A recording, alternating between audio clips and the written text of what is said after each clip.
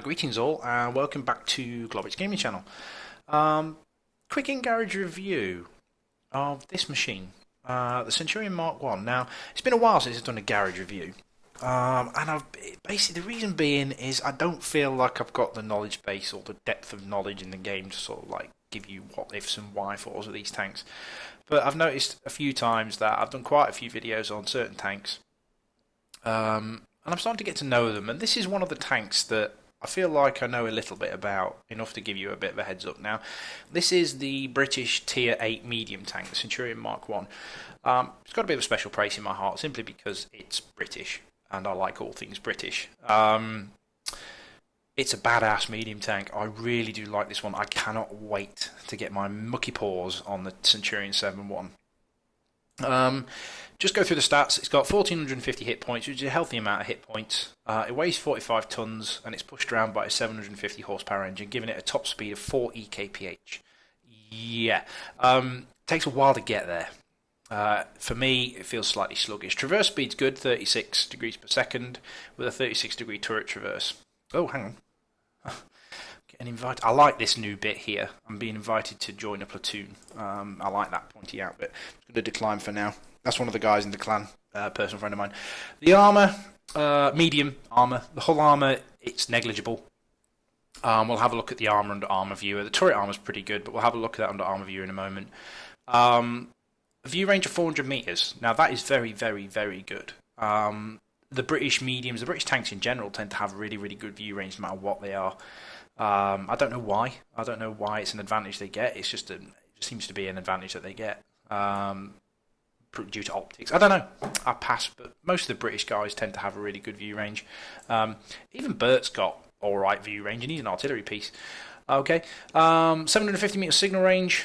Yeah, that's more than enough.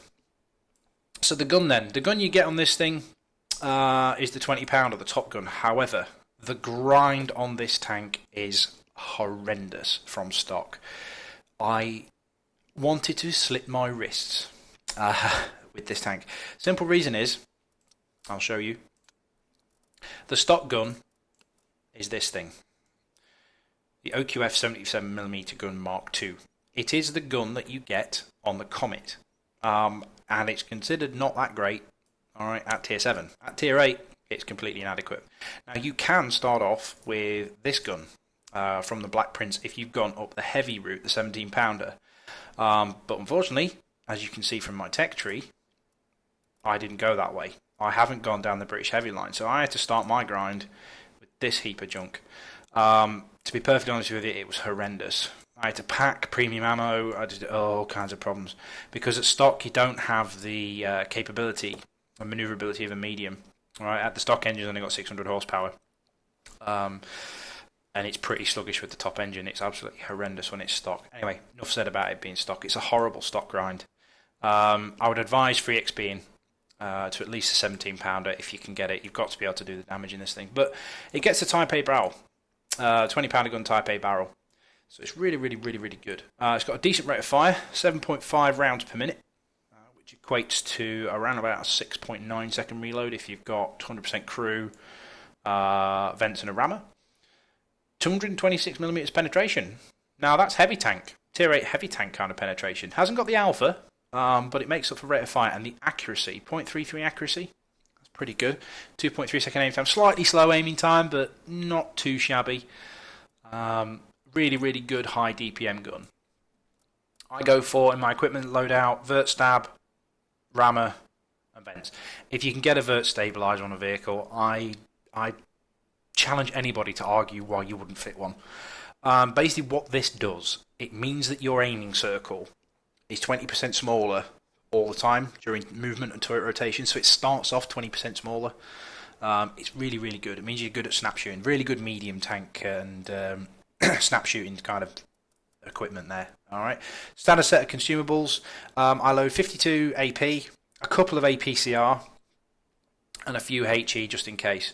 To be honest with you, with the kind of penetration difference you get, You only get an extra 30mm of penetration, but it can mean the difference between penning and not penning when you're facing tier 10 heavies. This thing can get against tier 10 heavies. Now, there is an argument. Jingles made a really good argument about this in one of his latest Mingles with Jingles, which was really, really good argument. He said categorically that he wants gold ammo banning, but he's gone back on that theory. He's seen a different light to gold ammunition. When he was saying it, I was like, yes, that makes sense. Premium ammunition. The game functions with premium ammunition in it. It was designed from the ground roots. They will never ever remove premium ammunition. For me, what I use premium ammunition for, a medium tank like a Centurion should not be taking on tier 8 and 9 heavies frontally. If you do that, you're doing it wrong. But there are situations, medium tanks should be going around the flanks and doing all that kind of good stuff. Should be scooting around the flanks, shooting them in the sides, which this gun is more than capable of dealing with. Shots in the side of any tier 8, tier 9 tank.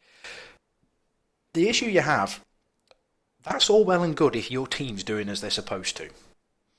If your team's not doing their job, you may have to do the heavy job for them. And that's when I load the gold.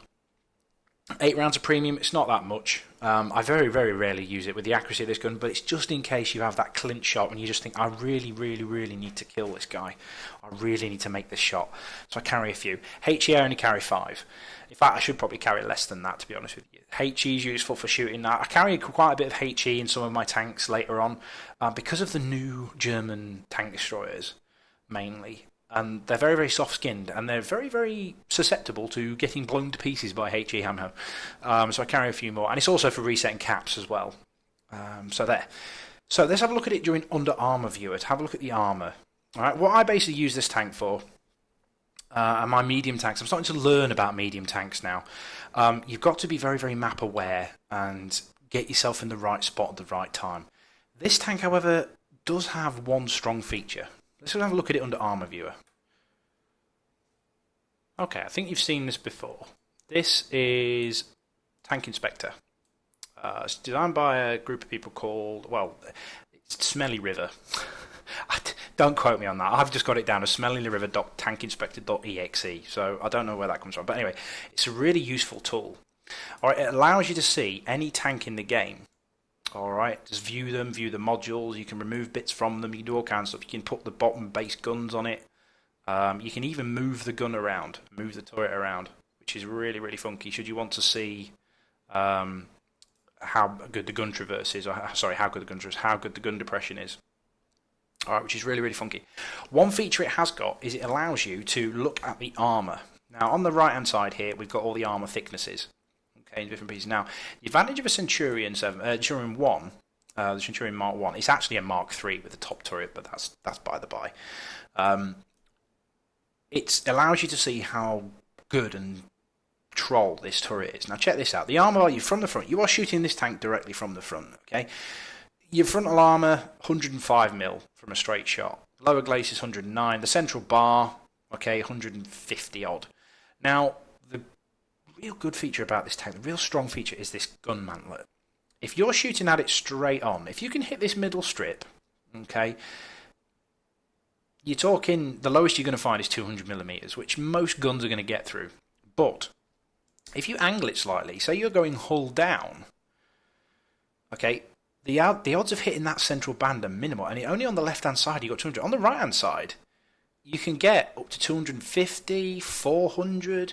The lower gun mantlet, the blue area, it's got so much spaced armour. Alright, it's ridiculous. It's equivalent armour of 489mm. There isn't a gun in the game that can penetrate that. Okay, the sides of the turret, it's even stronger. Yeah, 230. Yeah, it's really, really strong hull down, this machine. Alright, the way to hit it is here, if you can. If you can't hit the body. Now, what I tend to do with this thing, it's really, really good hull down. If you can get into a hull down position, it's really, really, really strong. But you've got to be map aware. Now, I've got a game for you, and it's not an Imber game. I don't get like 6 kills or 12 kills or whatever. I don't do anything special. For me, this was a game for me. I was slightly drunk. I'm going to admit to you, I was slightly drunk. And for some reason, I seem to play better when I'm drunk. I don't know why. But some of the monster games I've had, I've actually had a few pints down my grill. Let's just get into the game. And I'll let you see for yourself. Alright then, the game in question. I'm on my Todd. I'm on my own. Now, the thing about medium tanks is they work best in a wolf pack where there's more than one of you. And I'm the only medium tank on the team. So, no chance of a wolf pack. I'm in a tier 10 game. And it's majority, I can't even speak. Majority artillery is our tier 10s. We've got a 268, but we've got two T92s. Now, looking at the stats, there's some really good players on both teams. Good efficiencies all around. There's a couple of low efficiency players, but yeah, not too bad. Now, I normally go to around about E6, E7 area when I'm playing on this map, but from looking at what was in the enemy team composition, I decided just to go to the middle and see what happens. It was one of those, let's Kodak moment. Let's just Kodak it. Let's see what develops in the game. Let's not get too hasty.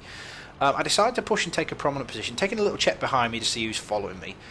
And the game sort of develops. There's a little bit of a pain train developing on the left-hand side. The 268's gone to a tank destroyer position into the middle there. And I'm just going to use my view range if I can, because the common camping spots around about where that E75 is right now. Yeah, there's common camping spots there. Now, I took a quick shot and get into cover. Alright, I've spotted him, I've done my job. And look how much damage he took. He took 1,000 damage there. Alright, top tier heavy. Yeah, getting absolutely minced in the first few seconds of the game, which is always nice. There's a Waffle Panzer 4, or Waffenträger Panzer 4, Auf Panzer 4, or Waffle Panzer as I call them. He's up there too, so we've got some tank destroyer cover. Now there's a pain train down in the eastern side of the map, the western side on the beach, sorry, it's east, west, whatever, on the beach. That Waffle Panzer's had a spanking. Can I get a speculative shot? Yeah, quick speculative shot and get back into cover. Right, so I'm playing safe so far. I'm following and shadowing the advance of the heavies. Now normally I'd rush off like a spanner here and try and do something brave and creative. Unfortunately that just ends in me going back to garage. So I've stopped doing that. Map awareness, they've got to support the pain train. If anyone comes through this town, they're going to flank the pain train. Now what I didn't realise is that thing is the strongest statue, the strongest brick wall in World of Tanks. It's managed to survive a 35-ton tank ramming it and it doesn't destroy. Anyway, we digress. So the pain train's making short work of the guys on the beach. The thing is, with this much arty, 4 artillery pieces, there's only actually technically 11 tanks on the team.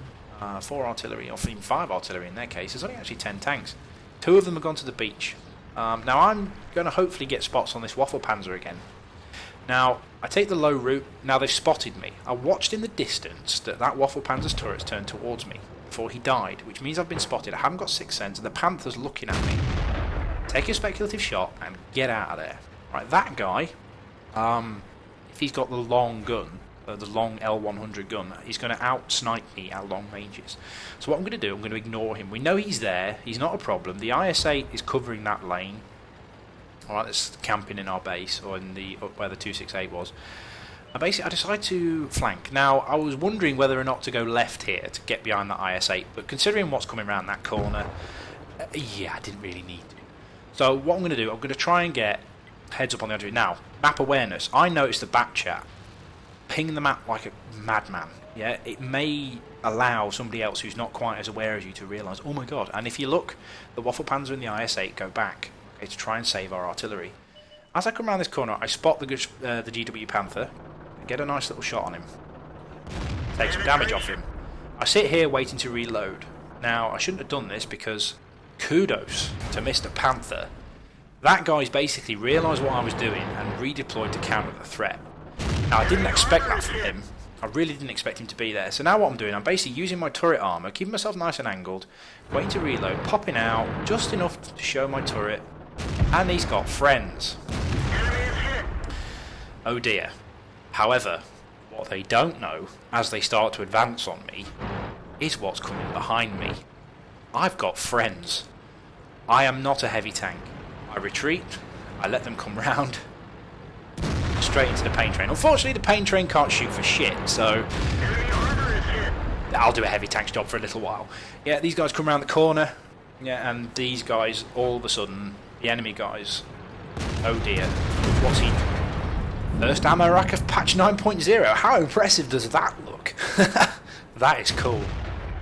Now that was aimed at both. That was aimed at the guy who's just been ammo racked and the guys that are camping that corner now. I aimed it at both of them, but the IS-8 takes it with a bit of joviality. In fact, he just got his turret blown off. Now, for me personally here, I stick around a little bit too long, but long enough to kill the Geschutzwagen Panther. My job is done here, right? I'm not a heavy tank. I'm going to find some shenanigans elsewhere. Now, that Batchat's still roving around in the base. Now, what I wanted to do here, my thinking was, I'll nip back down this way. I've got two options. I can come around and assault the base. If our base falls, or starts to get capped, and those ISS are struggling, I can go back and help them. But if I head towards the cap, I might be able to kill some of the artillery. I'm waiting for the higher tier artillery. I need a higher tier artillery kill. So if there's any higher tier artillery that managed to spot me in a game, if you wouldn't mind just driving out in front of me so I can blow you to pieces, so I can get my achievements, that'd be fantastic. So I decided that the cap's safe. Alright, that Pershing's got no chance against that E75. Again, map awareness. The IS-8s are mooching back to base. It's just artillery now. The guys on that corner have done their job. Time for me to net myself some artillery kills. Now, this is the point where the mobility of the Centurion is not that great. He's not that quick at going uphill, though, Centy. Spot the GW Tiger and the Lorraine. I came out sideways on, which was a mistake, but thankfully, I can get back in time. Alright, don't ever do that, come out sideways onto artillery, but they've got their own problems. Okay, higher tier artillery, they've got their own problems. They've got a pain train coming to kill them, so they're using their shots against them.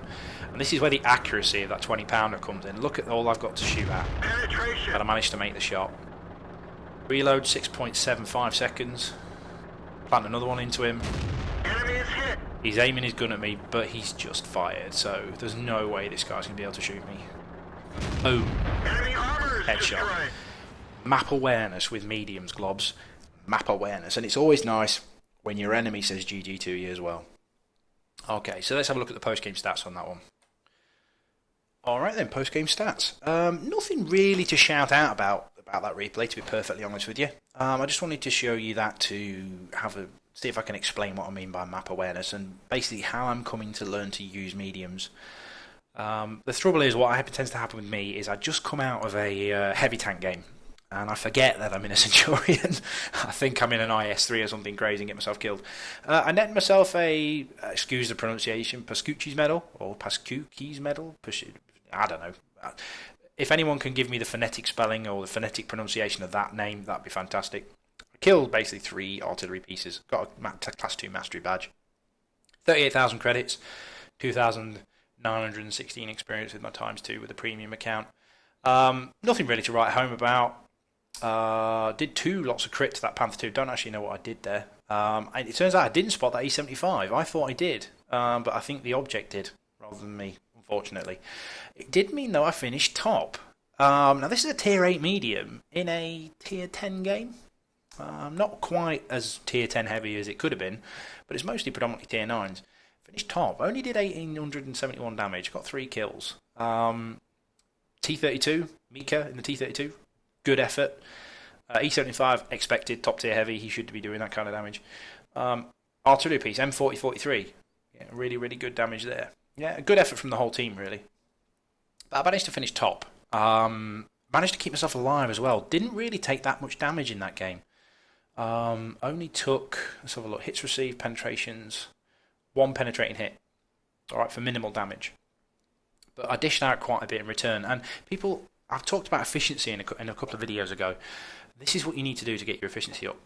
Be aware, do as much damage as you can, take as little in return. And do as much spotting damage, tracking damage and all that kind of good stuff. Be aware, keep yourself alive. Yeah, you're no good if you're dead. So yeah, that's the Centurion 1. What do you reckon? Do you want to see more of these kind of videos, guys? Or would you like to just stick to the basic battle replays? Up to you. Leave it in the comments below. Are there any particular tanks you want me to do next that I haven't done already? Leave that in the comments below too. If I haven't ground towards them yet, I will. I'll endeavour to. Just let me know. All right, leave it in the comments below. Take care of yourselves, guys. Hope you enjoyed that. Bye now.